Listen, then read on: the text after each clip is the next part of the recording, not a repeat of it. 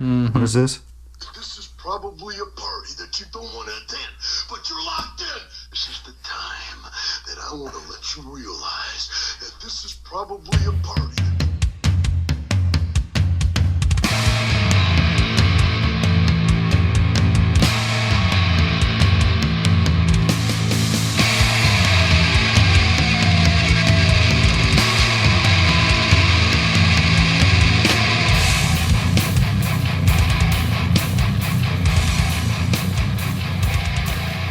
I fucking love Randy Man Savage.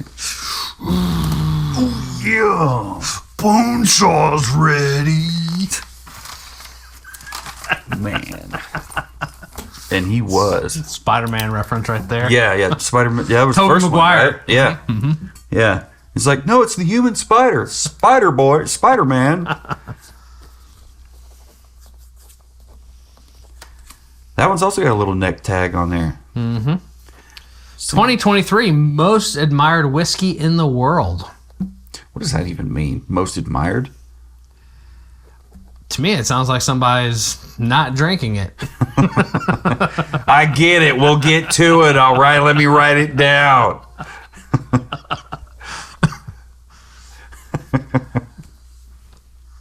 He's like, let's get on with it already.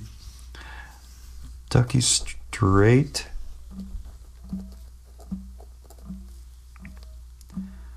Swear to God. Swear to God. Let's get started. Let's do it.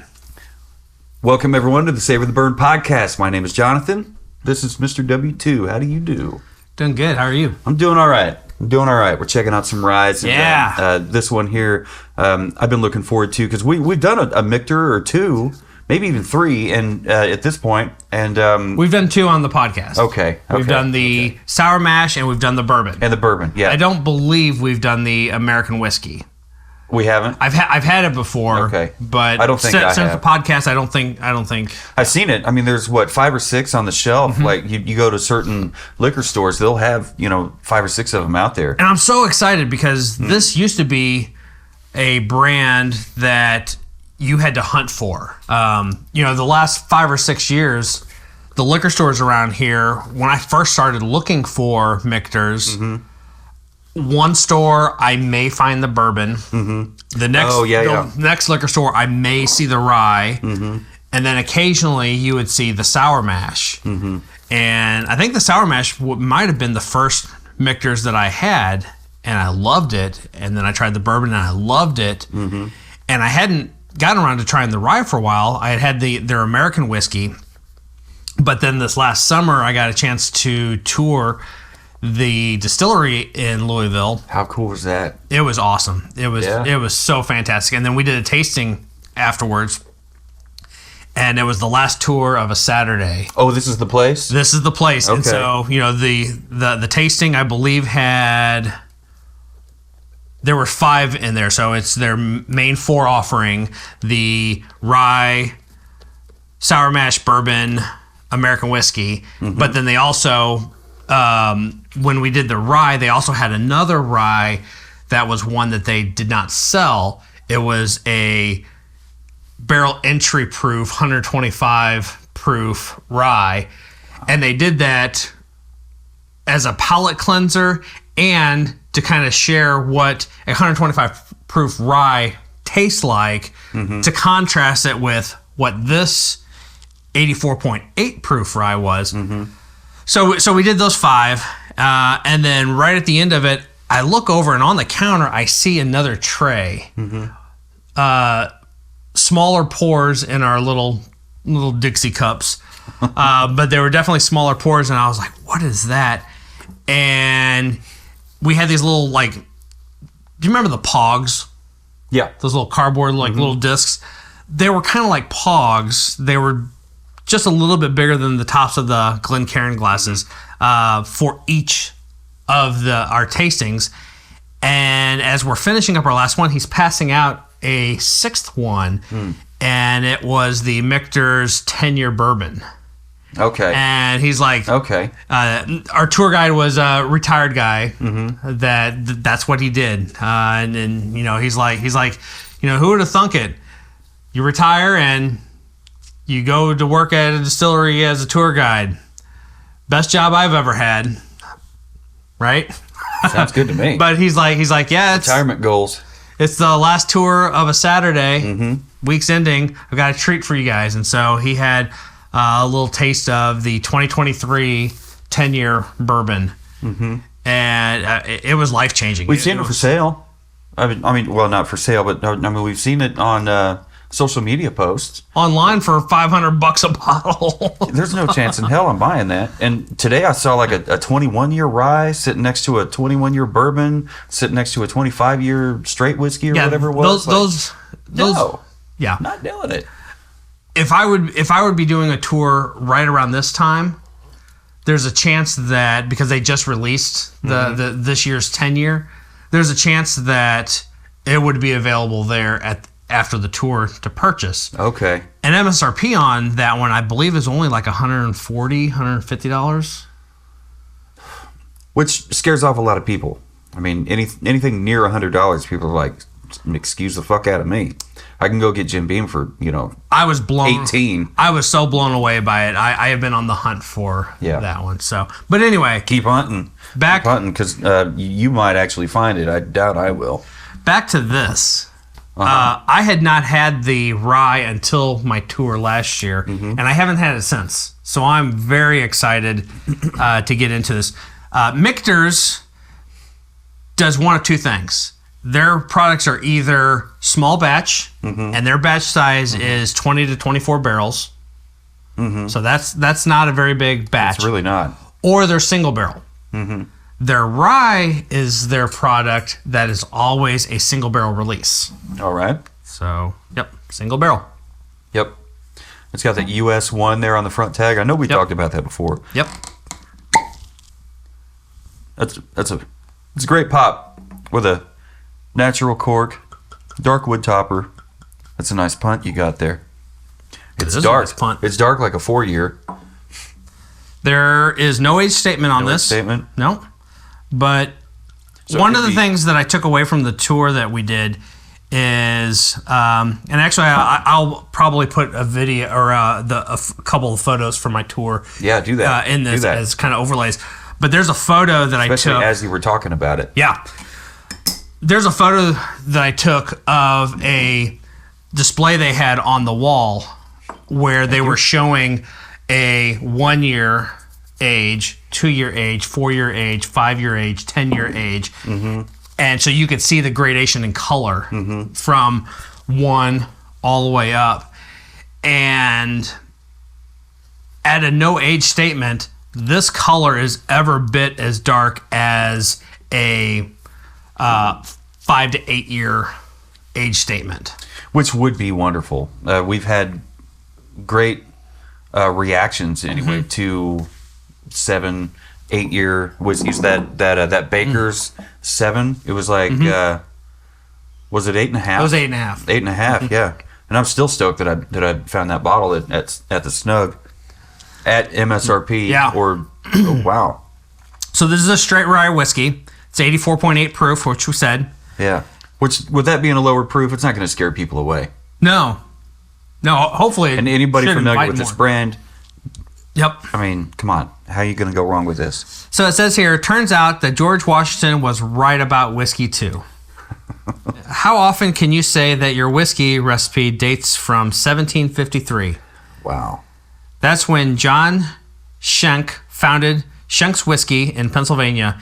It was America's first production distillery from before America was a country. In fact, it is said that George Washington himself set out from nearby Valley Forge and personally requisitioned casks for his soldiers wintering there. So they said that on the tour. They talked about Say what year? They did not. Okay. And there is no documented proof that it really happened, but apparently it's a big enough lore that Maybe it did. they feel it did happen. The company has gone through several name changes and eventually moved to Kentucky. Now, more than 260 years later, they still do it the right way, producing a range of American whiskeys. Rye is really popular these days, and with a good reason. It's tasty. It is tasty. That's why I like it. When you see rye whiskey newcomers calling their spirit a classic rye, you bet they are comparing themselves to Michter's rye whiskey, because Michter's was literally the first. Every bottle of their straight rye whiskey is single barrel. There is no blending, no vatting, no topping off, and it's served at 42.8 ABV. Since this almost by definition means limited quantities, it can sometimes be hard to get. And that was my experience 4 or 5 years ago, is depending on the time of year, you were either seeing their bourbon or you were seeing their rye, sometimes a sour mash. Mm-hmm. But now it seems that for the most part, you see the entire offering pretty regularly and frequently. Yeah. Yeah. So very cool. I think I've seen it more often in Kansas than I have in Missouri. But I mean, which I guess that doesn't make a lot of sense because Missouri's closer. Yeah. There's something in here. There's something on the nose that reminds me of one of the spices in Pizza Hut pizza sauce. It's like that little Pizza Hut pizza sauce. Yeah, It's been a minute since I've had Pizza Hut. Pizza Hut or marinara. Okay. There's one of those spices is in here, at least that's coming to mind. It's like that little one. Like if you eat it by itself, it's kind of like the fennel. Little fennel. Is that what you're thinking of? You picking up fennel? I think I'm picking up fennel. On Yeah. Yep. All right. Thank you. I was like, what the fuck is it? I'm looking up pizza seasoning recipes over here. Yeah, all right. So, yeah, it's got the usual suspects that bourbons usually do. So it's got like something sweet, something kind of, maybe a little bit of citrus to it, and caramely. And, or no, not caramel. Is there a molasses? Yeah, it's like white sugar and molasses. So like maybe brown sugar. It says here rye grain and Cracker Jacks. Cracker Jacks. There's something I haven't eaten in a while. I'm not a big fan of caramel popcorn. No? Yeah, so no Cracker Jacks for me, the doctor said. Only whiskey. Okay. Don't mind if I do. I don't know if I agree fully with Cracker Jacks. I can kind of deduct that by suggestion. Sweetness. But there's definitely a corn with that, I think. Yeah. And I think the corn combined with a little bit of the molasses I'm getting, The more you I get can see a little bit. The more you get it on the nose, the just better it smells. Let's It do smells it. incredible. Let's get it on the palate.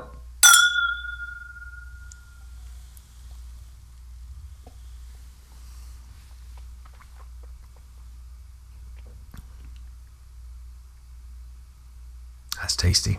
Yeah. It's sweet. I don't think effervescent is the right word for it, but it's Oh, I don't know.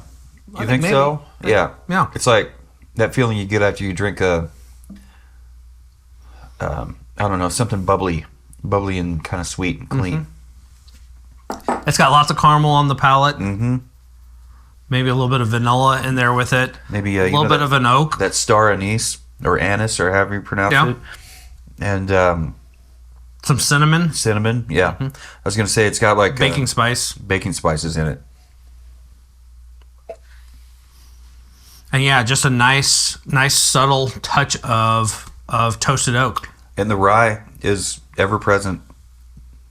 And it's not abrasive, No. but it's a stronger rye. I think it's a stronger rye than that Jefferson's was. Yeah. Because it's a little bit more than 10 proof less than what the Jefferson's was. Yeah. This is not a mellow rye. Right. I don't think it's not like a whatever kind of rye that Bullet Bourbon uses for their rye. This is not as. I think Bullet Rye is a pretty harsh rye. It is. It is an abrasive rye. Abrasive rye from an abrasive sour mash bill, and it's just. It's got sandpaper in there because it like just scrapes all the way down. The whole damn way. I still like it, and I will throw an ice cube in that one just to do something with it. But I definitely do like it. Maybe I should get another bottle and put it in a cocktail. Maybe it works better as a mixer. Miss Katie doesn't enjoy bourbon, right? That's correct. The other does Jennifer. So, and a lot of people don't. If you don't like bourbon and you're watching this, thank you for watching. Thank you for being a supporter of Savor the Burn. We're glad to have you. We're elated to have you. And also, we want to know why you're watching. You know, obviously 99% of everything that we do on I feel like here... there's honey on here, too. I can see that. What were you saying? 99% of everything we do on here is whiskey related.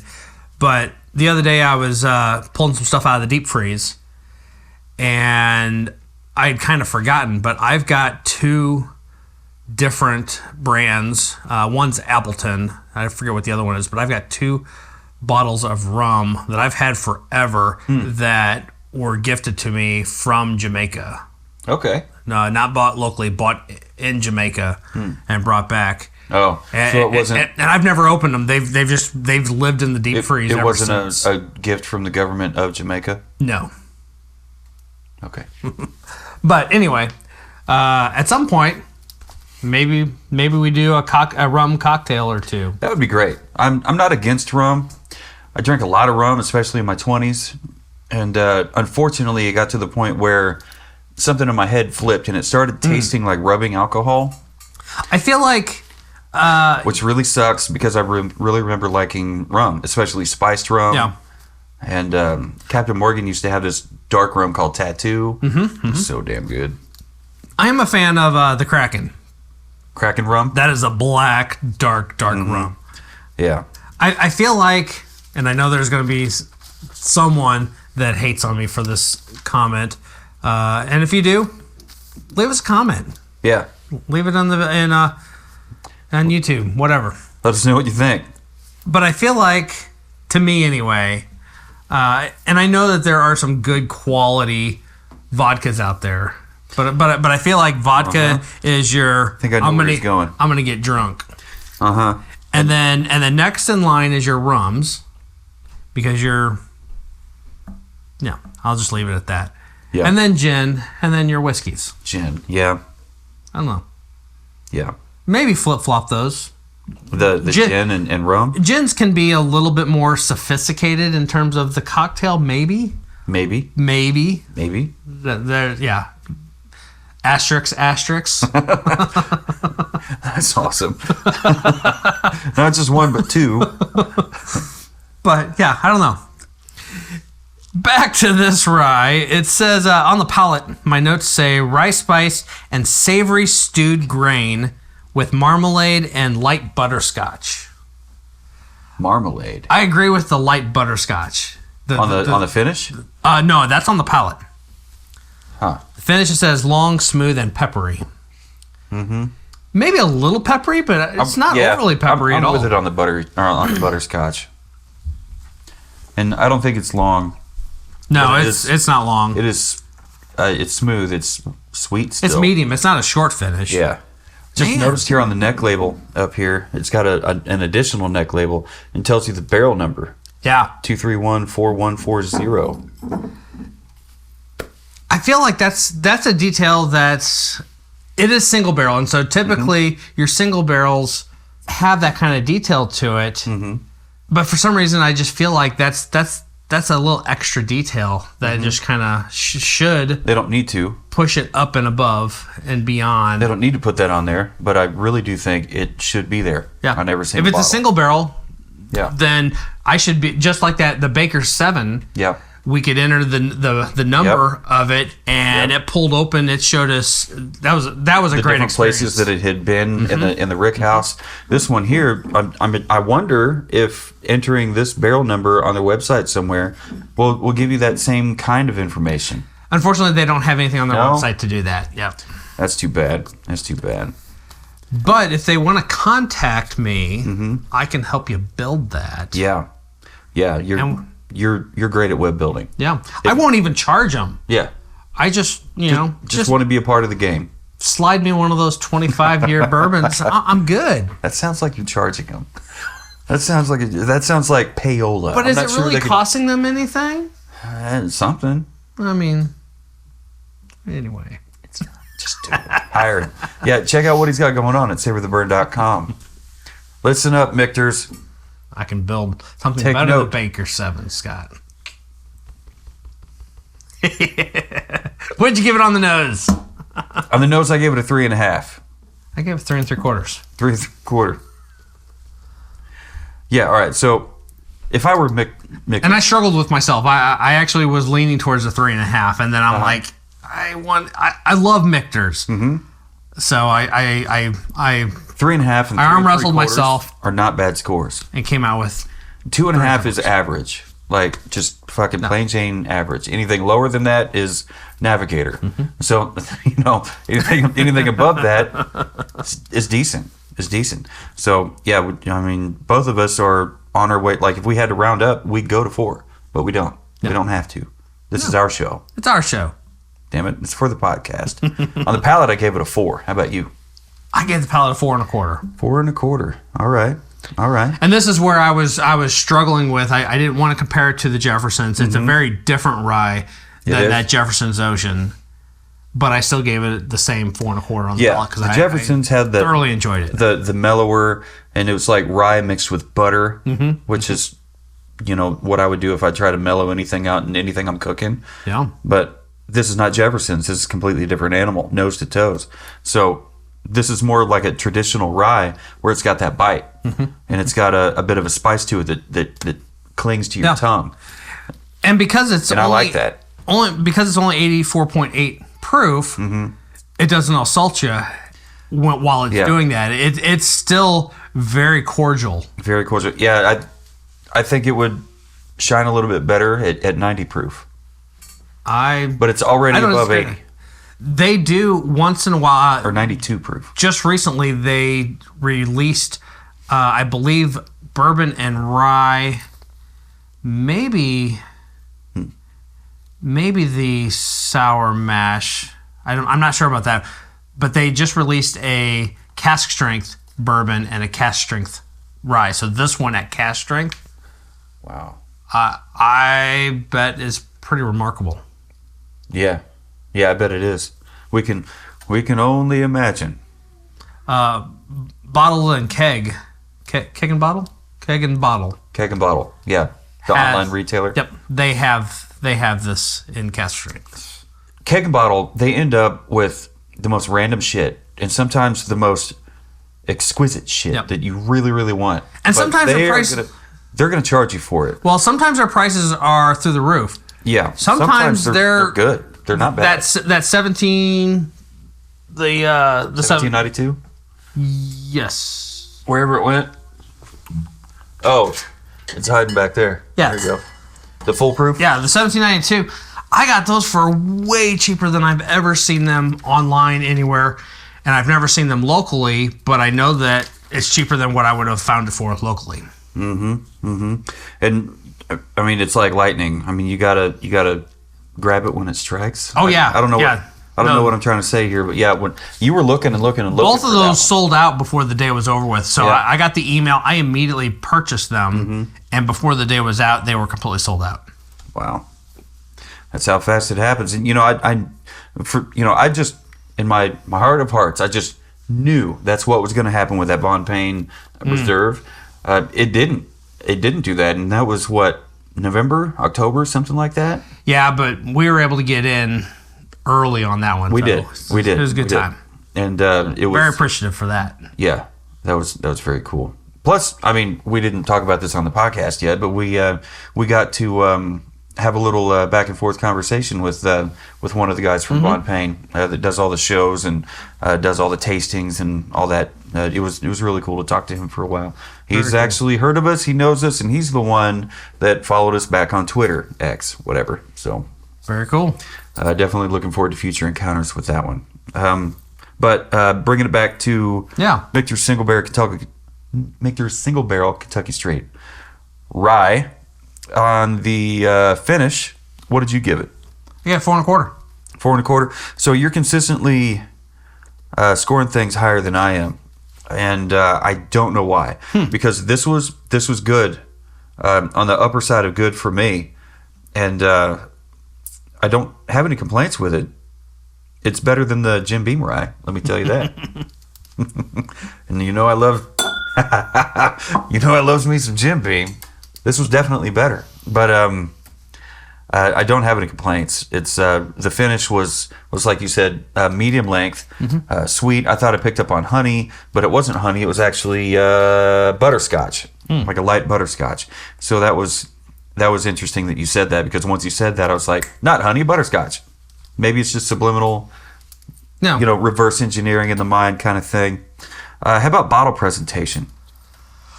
I did not cheat. I did not get a chance to look back to see what I gave presentations on the other Michters that we tried. It is the exact same presentation, essentially, from those.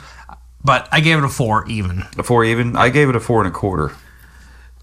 Yeah. And, I didn't look back either. With this being the other ones that we had are their small batch series. So they didn't have the tag talking it up about the...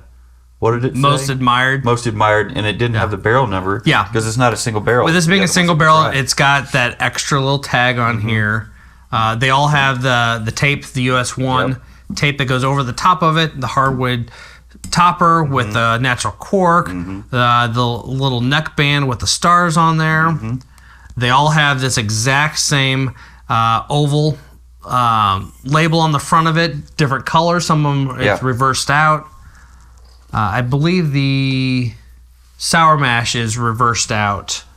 The bourbon is the yellow with a dark brown lettering. Always the established year, US 1, and small batch, or in this case, single barrel, is always in the red. But I liked it because even on the back, it's still got some information. Maybe you can have gives you a little bit of story. Little picture of that up there on the video. But it's great. It's great. I wouldn't call it incredible, but I would call it on the upper side of good, lower side of great.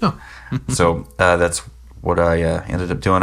So the final score for me, I think it's too low.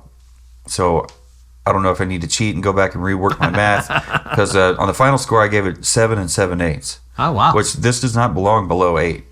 It belongs, for me, 8 1/4 range, I would say. And I came in at 8 1/8. 8 1/8. 8.125. Yeah, this.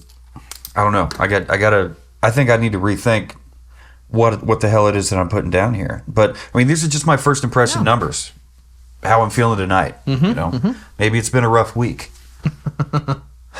Maybe it hasn't. So I think this would make another great starter whiskey, because it's only 84.8 proof.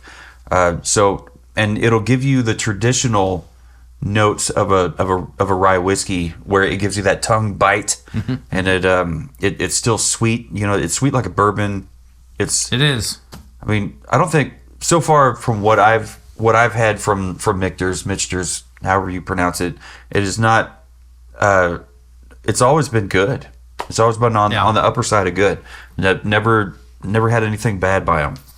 And this, I'm only 3 in, I think, as far as what this is. So third time's a charm, and I really do like it. So I do feel bad about giving it a 7 7/8, but I mean, that score is the score.